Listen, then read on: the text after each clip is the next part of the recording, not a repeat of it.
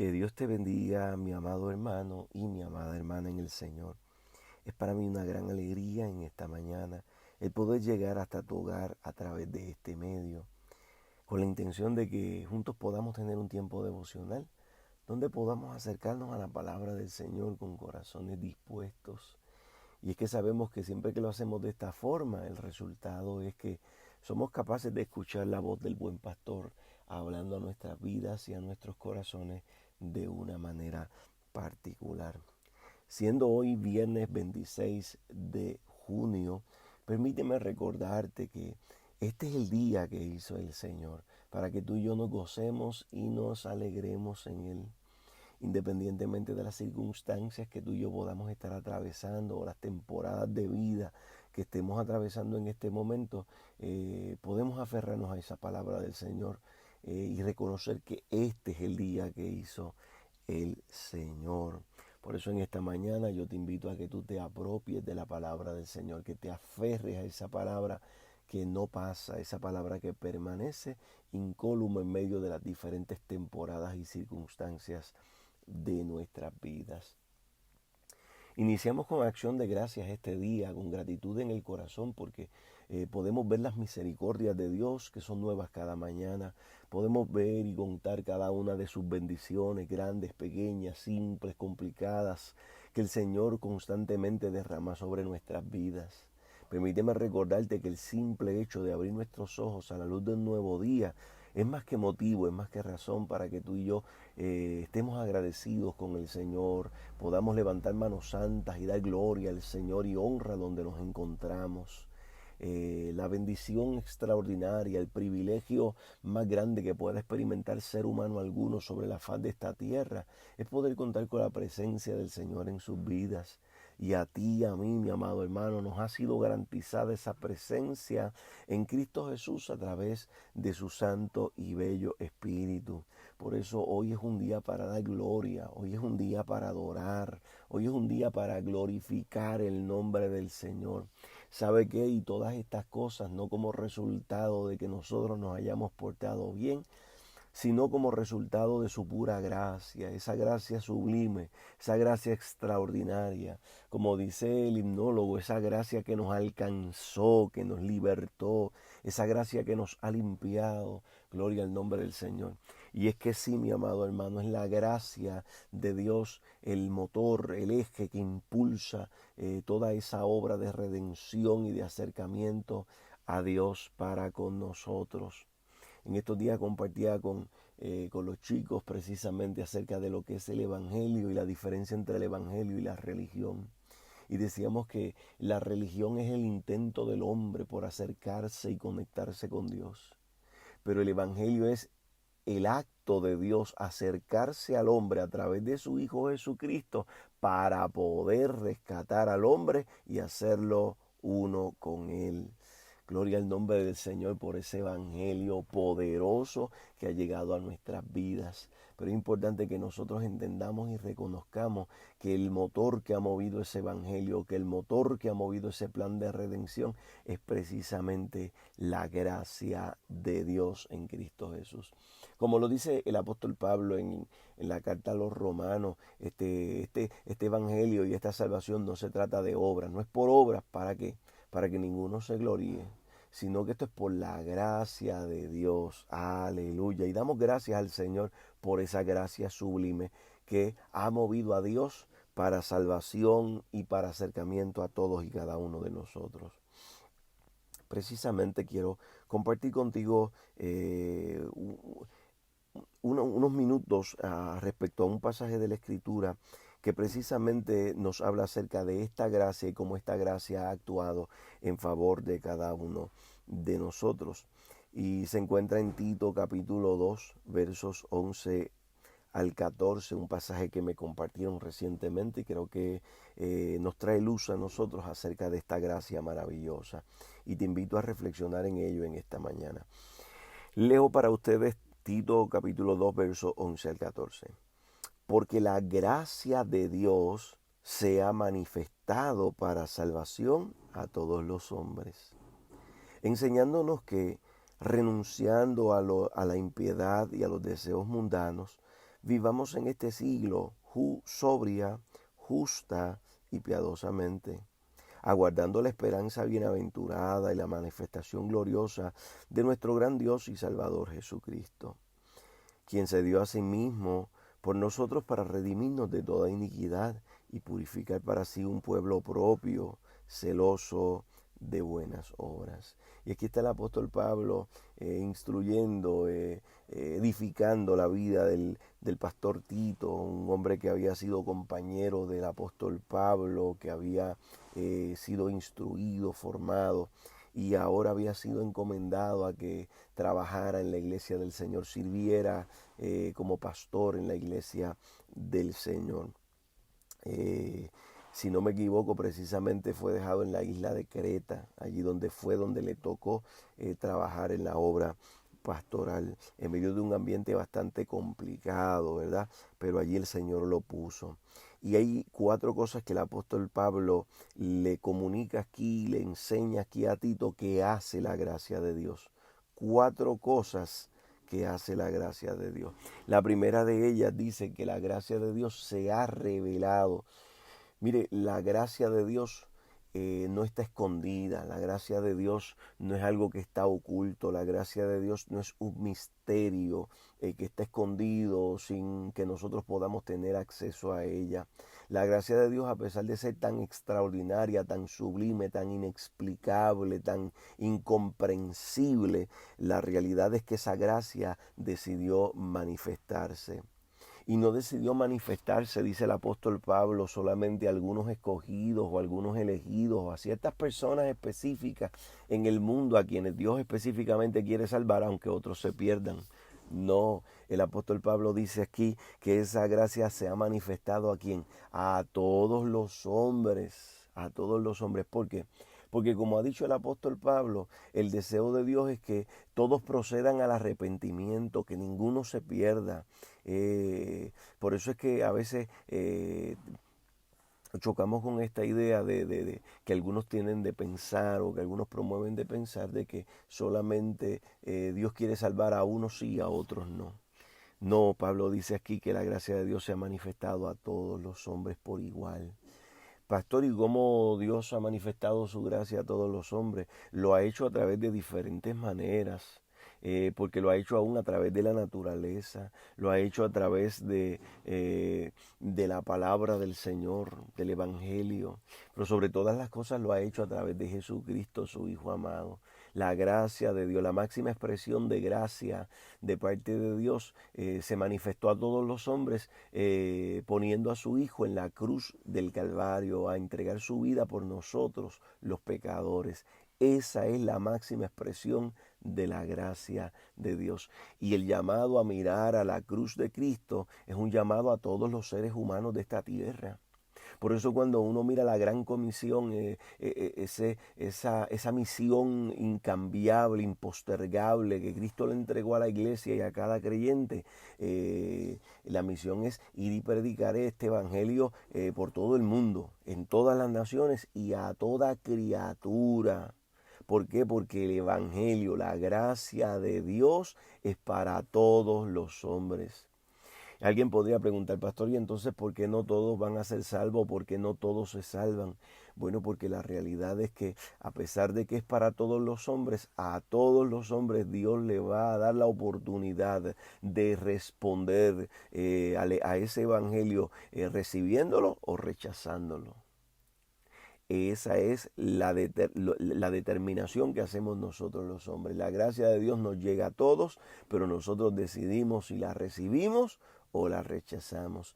Y Dios ha de respetar ese elemento que Dios puso en el ser humano tan extraordinario desde el inicio, que es libre albedrío, la capacidad de poder decidir si rechaza la gracia de Dios o si recibe y se abraza a esa gracia de Dios. Así que lo primero que hace la gracia de Dios es que se revela a todos los hombres. Bendito sea el nombre del Señor porque se nos ha revelado a ti y a mí y tú y yo hemos podido responder abrazándonos a esa gracia salvadora, a esa gracia redentora. Gloria al Señor por esa gracia.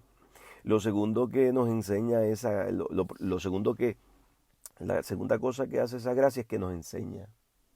Fíjese que la gracia no es algo inactivo. La gracia se convierte en una maestra que nos enseña. O sea que una de las evidencias de que yo realmente he recibido la gracia de Dios es que yo he comenzado a aprender. Sí, así como usted lo oye, mi amado hermano. Una de las evidencias más contundentes en la vida de un hombre que ha recibido la gracia de Dios, que se ha abrazado a esa gracia de Dios, es que comienza a aprender. Es que comienza su mente a ser cambiada, como dice el apóstol Pablo, a experimentar una renovación de la mente, una renovación del entendimiento. Eh, y es que la gracia de Dios nos llega a nuestras vidas, a nosotros, a salvarnos, a nosotros los pecadores, y nos deja como estamos. O sea, hay que entender una cosa, como decía el escritor Max Lucado, Dios te ama y Dios te salva tal y como tú eres, te ama tal y como tú eres, pero no está dispuesto a dejarte como tú estás.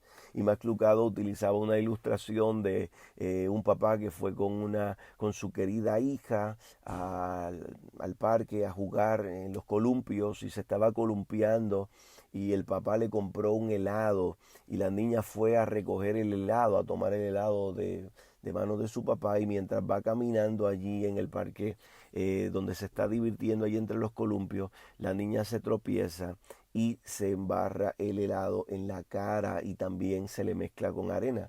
Entonces la niña tiene la cara sucia y el padre la levanta porque la niña está llorando, la toma en los brazos, la abraza, pero lo próximo que hace, fíjese una cosa, la abraza, pero luego lo que hace es que la lleva al grifo de agua y le limpia la carita. Y Max Lucado decía, así es con nosotros. Nosotros estábamos sucios, perdidos en el pecado, en la inmundicia. Y el Señor no nos tuvo que limpiar para amarnos y para ir y tomarnos en sus brazos, no. El Señor fue y extendió su mano, como dice el salmista, me sacó del pozo de la desesperación. Él metió su mano en el lodo cenagoso y me sacó de allá adentro. Y eso es lo que hace el Señor. La gracia de Dios lleva a Cristo y motiva a Dios a que precisamente pueda meter su mano donde nosotros estamos, a pesar de estar sucio, y que nos ame y que nos acepte como somos. Ahora, Él no está dispuesto a dejarnos como nosotros estamos. Una vez que Él nos ha levantado, una vez que Él nos ha tomado en sus brazos, lo próximo que va a hacer es llevarnos al grifo de la palabra del Señor, donde va a fluir esa palabra y va a comenzar a limpiarnos nuestras vidas. Esa es la idea de la gracia de Dios, de una manera que me parece bastante sencilla para nosotros comprenderla. Y entonces eso es lo que nos está diciendo el apóstol Pablo. Quien ha recibido la gracia de Dios comienza a experimentar una transformación en su vida. ¿Por qué? Porque la gracia de Dios nos enseña, esa gracia de Dios no solamente nos salva, sino comienza a enseñarnos. ¿Y qué es lo que nos enseña la gracia de Dios? Mire, la gracia de Dios dice aquí que nos enseña a renunciar. ¿A renunciar a qué cosa? A la impiedad, a los deseos mundanos. Y y nos enseña también a que nosotros vivamos en este siglo de una manera sobria, justa y piadosamente. O sea, nos enseña cómo es que Dios quiere que nosotros vivamos. Así que la gracia de Dios no se convierte en una gracia para libertinaje, como algunos, dice el apóstol Pablo, que habían convertido la gracia de Dios. Decían, bueno, Dios me aceptó así como soy, con todas mis asuntos, mis pecados. Pues entonces, como Dios me acepta así, me ama así, yo voy a seguir viviendo de esta manera. Eso es lo que el apóstol Pablo dice, convertir la gracia de Dios en libertinaje. Pero nosotros, permite al Señor que a través de esta palabra podamos entender que la gracia del Señor nos enseña, y lo primero que nos enseña es a renunciar a todas aquellas cosas que en el camino nosotros, el Espíritu Santo, a través de su obra y a través de la palabra, nos va iluminando y nos va enseñando que son cosas que no le agradan a Él, que son cosas que realmente no forman parte de lo que Dios quiere, de lo que Dios ha agendado para nuestras vidas, que son cosas que afectan nuestra comunión con el Señor. Y en la medida que el Espíritu Santo nos va revelando, fíjese que la gracia no elimina de nosotros esas cosas, no, la gracia nos enseña. ¿Quiénes somos los que renunciamos? La gracia no lo hace por nosotros. La gracia nos enseña a que somos nosotros los que tenemos que tomar la decisión de despojarnos de todo peso y de pecado que nos asedia, como dice también en el libro de Hebreos.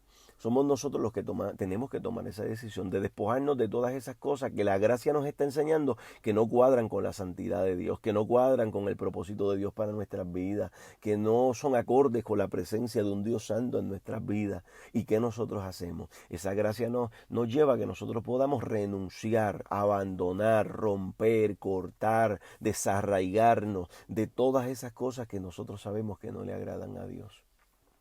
Y en esa misma experiencia la gracia de Dios no nos deja vacíos y solamente quitando cosas, sino que nos enseña también y nos comienza a llenar de aquellas cosas que Dios quiere que realmente permeen nuestra vida. Nos enseña a vivir en este siglo de una manera sobria, o sea, consciente, clara, justa y piadosamente consagrada al Señor nuestra vida. Eso es lo segundo que hace la gracia de Dios. La gracia de Dios nos enseña. Lo tercero es que la gracia de Dios, dice el apóstol Pablo, que nos da esperanza. Oiga, mi amado hermano, la venida de Cristo es nuestra esperanza. Ese es el tiempo de nuestra recompensa, ese es el tiempo de nuestra cosecha. En esta vida nosotros no tenemos que estar tan empeñados en ver la cosecha. En esta vida nosotros tenemos que estar empeñados en sembrar. Como decía el himnólogo en aquel himno que marcó nuestras generaciones anteriores, sembraré mientras viva y dejaré el resultado al Señor. Oiga, mi amado hermano, y es vivir con esa esperanza de que yo estoy sembrando hoy, pero viene el día de nuestra recompensa, viene el día de nuestra redención, viene el día del encuentro con el Señor. Y en ese día entonces, como dice la Biblia, ya no habrá más llanto, no habrá más tristeza. Él enjugará toda lágrima de nuestros ojos y en aquel día nosotros le veremos y tal cual Él es y seremos semejantes a Él. Entonces nosotros en esta vida, la gracia nos da esperanza porque la gracia nos recuerda que no solamente Él nos salvó, sino que Él vuelve por nosotros. Oiga, y hay gente que de alguna manera en el camino también ha tenido la venida del Señor por tardanza.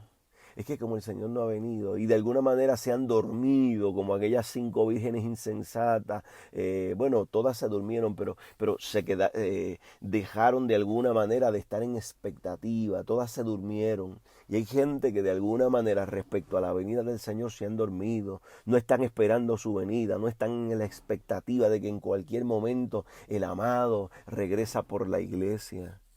Pero la gracia de Dios nos lleva a nosotros a tener esperanza, haciéndonos saber que Cristo no solamente nos redimió de nuestros pecados, sino que Él vuelve por nosotros.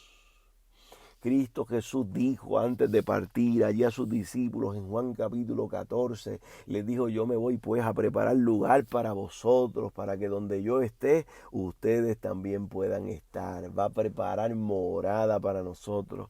Mis amados hermanos, y esas moradas ya tienen que estar listas, porque han pasado más de 2000 años.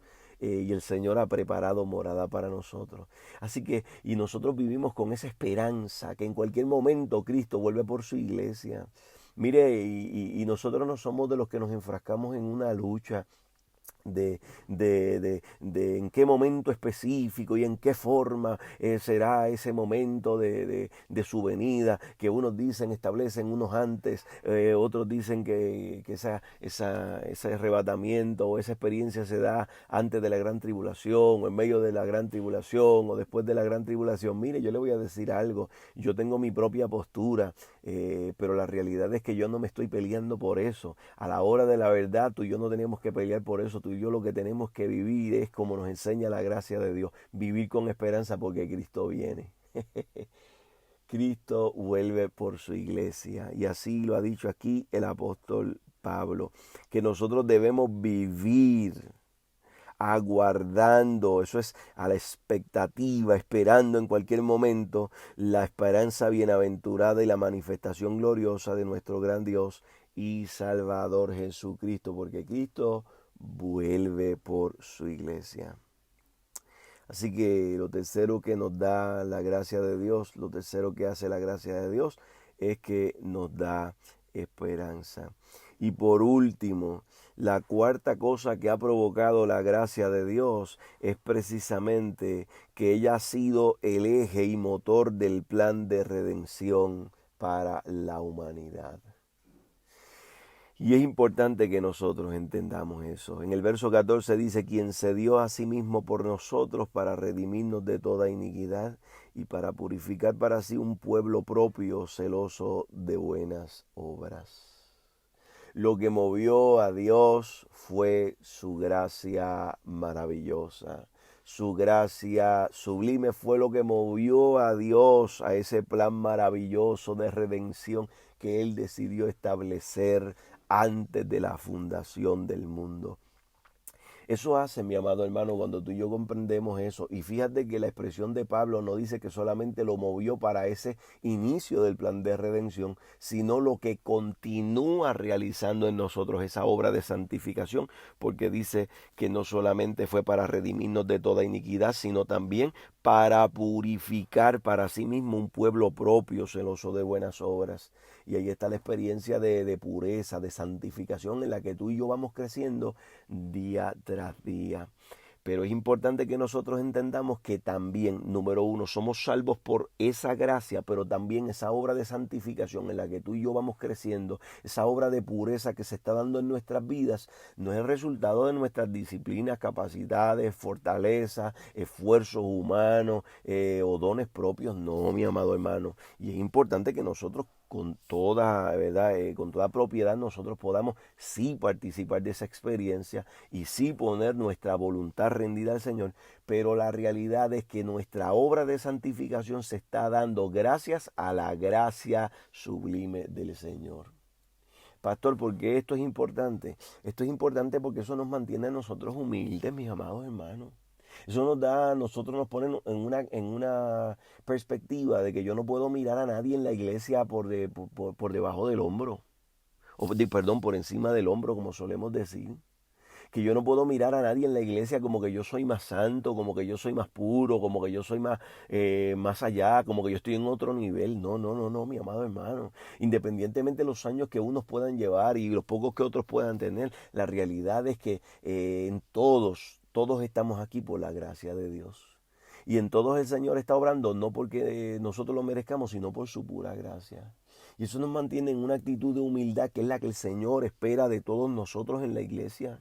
Cuando llegue el momento en que nosotros podamos volver a nuestra experiencia presencial de congregarnos en el santuario, donde podamos volver a la dinámica común y normal, donde podemos trabajar juntos, ¿verdad? En las diferentes áreas donde el Señor nos ha puesto y nos vaya a poner en este próximo tiempo. Es importante que tú y yo podamos ir armados de ese sentir que hubo también en Cristo Jesús, un sentir de humildad, un sentir de siervo, de nosotros entender que todos estamos ahí por la gracia de Dios, que tenemos, mire, tenemos virtud, todos tenemos virtudes y defectos, empezando por el pastor, continuando por los líderes, mire, y terminando hasta por los chicos.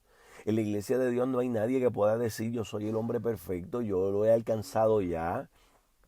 Todos nosotros aún tenemos que decir como el apóstol Pablo, ninguno de nosotros lo ha alcanzado. Todos nosotros estamos en la experiencia de seguir caminando, de seguir creciendo como miembros del cuerpo de Cristo, como iglesia de Cristo. Pero la realidad es que nosotros tenemos que vivir con humildad, reconociendo que es la gracia de Dios la que está operando en todos nosotros. Mire, y que aquí todos hemos entrado de gratis y que aquí todos nos están sosteniendo de gratis, porque es por la gracia sublime del Señor. Creo que es algo que debemos abrazar en esta mañana, para que podamos despojarnos de todo orgullo, de toda arrogancia, de toda vanidad, de todo menosprecio hacia cualquiera, mis amados. Que nosotros podamos tener la dicha, la madurez, la entereza, la capacidad, la altura espiritual de poder mirar a nuestros hermanos, mirar a nuestra gente, mirar nuestra propia iglesia con sus virtudes y defectos y decir, este es el lugar donde Dios me ha puesto y me ha puesto por gracia. Mire, yo le decía a alguien que solía criticar mucho, que constantemente, y esto yo lo he contado a algunos de ustedes, en una ocasión yo me senté con una persona que solía constantemente llegar a criticar los defectos de las demás personas en la iglesia. Y constantemente su diálogo, su discurso era criticar lo que hace aquel, lo que hace el otro. Es que a fulano de tal le falta, es que fulano de tal tiene tal actitud, es que fulano esto. Y siempre estaba mirando los defectos de sus hermanos en la iglesia. Cuando yo miré su historial me di cuenta de que había visitado muchísimas iglesias y había estado solo durante algún tiempo y luego el tiempo se iba. Y la razón cuando le pregunto es que siempre encontraba los defectos, los problemas del pastor, de los líderes, de la gente, de los hermanitos de la iglesia. ¿Y sabe lo que yo le tuve que decir a esa persona? Mire, le voy a decir algo, yo la realidad es que no tengo mucho tiempo para darme cuenta de todos esos defectos que usted ha visto en la gente de la iglesia. Siendo yo pastor, usted conoce mejor los defectos de la gente de la iglesia que yo. Y abrió la persona los ojos bien grandes. Y yo le dije, ¿sabe por qué? Es que yo estoy tan ocupado en trabajando en los tantos que yo tengo, que la realidad es que no tengo tanto tiempo para estar mirando los de los demás. Tengo tantas cosas todavía en mí que necesitan ser cambiadas, que necesito atender, que necesito que esa gracia de Dios se meta, que su Espíritu Santo me ayude a cambiar estas cosas que necesitan ser cambiadas en mi vida, que necesitan ser transformadas en mi vida, que la realidad es que se opacan los defectos de mis hermanos. Yo sé que están allí, que todos estamos en luchas y batallas, pero la realidad es que yo quiero mejorar, yo quiero cambiar, y eso hace que la realidad es que yo no esté enfocado en los defectos de mis hermanos, sino que yo pueda humildemente ir trabajando en los míos. Oiga, mi amado, yo puedo decirle que estando toda mi vida en la iglesia, habiendo empezado a caminar con el Señor por su gracia de una manera comprometida, hace más de 25 años, la realidad es que tengo que reconocer una cosa. Han pasado más de 25 años y todavía yo sé que yo no lo he alcanzado, como decía el apóstol Pablo, que hay cosas que necesitan ser transformadas en mí. Pero la gracia de Dios me enseña que todo eso se va a lograr no porque yo lo merezca, sino porque Él en su gracia sublime sigue trabajando en mí. Permita al Señor que tú y yo podamos entender eso en esta mañana, para que el momento en que nos toque volver a retomar la experiencia presencial en el templo, tú y yo podamos con humildad dirigirnos en la casa del Señor, valorando a cada hermano a pesar de sus defectos, valorando a cada hermano independientemente de la etapa espiritual en la que se encuentra, que podamos ser pacientes, que podamos soportar las debilidades los unos de los otros, sabiendo que si Dios no nos hubiera mostrado misericordia, ¿dónde estaríamos tú y yo? Yo lo he pensado muchas veces, mis amados hermanos. A veces cuando uno tiene que trabajar con algún hermanito que le cuesta más aprender que otro, yo tengo que mirarme al espejo y recordar que si el Señor se hubiera puesto severo conmigo, ¿qué hubiera pasado? Mire, me hubiera desechado hace tiempo, porque yo le he costado trabajo al Señor. Porque el Señor en muchas ocasiones ha tenido que volver a iniciar, a volver a trabajar, ha tenido una paciencia extraordinaria conmigo. Y si Él ha tenido paciencia conmigo, por pura gracia, aunque yo no lo mereciera, lo menos que yo puedo hacer es mostrar paciencia para con cada uno de mis hermanos y más aún con los débiles que forman parte de nuestra gran familia en la iglesia del Señor. Quiera el Señor que tú y yo, mis amados hermanos, podamos aferrarnos a la gracia de Dios y comprender que esto se trata y se anda por la gracia de Dios. Te invito a orar en esta hora. Padre, mil gracias te damos en esta hora porque tu palabra ilumina nuestro entendimiento, ilumina nuestro corazón también, Señor. Ayúdanos a que podamos aferrarnos a esa gracia, que podamos vivir por la gracia y que podamos actuar con esa misma gracia. De tal manera que en nosotros, Señor, se manifieste esa gracia y quede evidenciada y que seamos una iglesia, Dios mío, que de alguna manera si haya un elemento que pueda resaltar en nosotros sea la manifestación de la gracia tuya. Que podamos dar por gracia lo que por gracia hemos recibido, Padre Celestial. Que nos podamos convertir en una comunidad de amor, en una comunidad de unidad, en una comunidad de paciencia, Señor amado. Donde podamos vivir aferrados a la gracia tuya y sustentados por la misma, Padre Celestial. Oh Señor, te agradecemos con todo el corazón por esa gracia extraordinaria que se ha manifestado a nosotros, que nos enseña, que nos da esperanza, Señor amado, y que ha sido eje y motor de toda esta obra que tú has estado realizando con tu amada iglesia, Señor. Recibe toda la gloria y la honra en esta mañana, Señor. Cubre con tu gracia a cada uno de mis hermanos, aquellos que permanecen en sus hogares y aquellos que tal vez tienen que salir a sus lugares de trabajo para poder traer sustento a sus hogares. Que tu gracia sublime, que tu gracia soberana les cubra de una manera especial, Señor, y que puedan experimentar esa bendición tuya y esa protección tuya y esos cuidados tuyos donde quiera que se muevan. Bendice cada hogar y cada familia. En Cristo Jesús te lo pedimos con acción de gracias. Amén y amén. Que Dios te bendiga, mi amado hermano, y que el Señor te guarde en este día.